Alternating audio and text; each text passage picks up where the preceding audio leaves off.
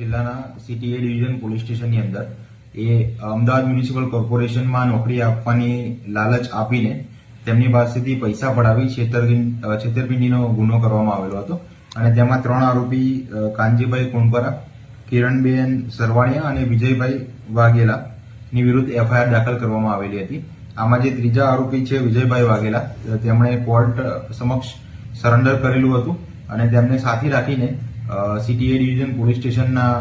PSI Shri તથા તેમના સ્ટાફે તેમના અમદાવાદ ખાતેના વાસણા વિસ્તારમાં આવેલા રહેણાંક મકાનમાં જે સર્ચ કરવામાં આવેલું હતું તે સર્ચ દરમિયાન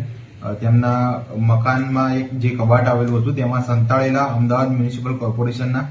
2 સિક્કા મળી આવેલા છે. આ ઉપરાંત જે સિક્કા જે જગ્યાએ બનાવવામાં આવેલા હતા તે જગ્યાએ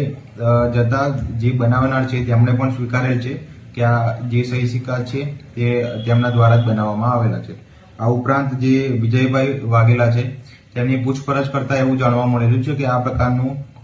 અમદાવાદ મ્યુનિસિપલ કોર્પોરેશનમાં નોકરી આપવાનું તથા અમદાવાદ મ્યુનિસિપલ કોર્પોરેશનમાં સરકારી આવાસ આપવાનું અલગ અલગ વ્યક્તિઓ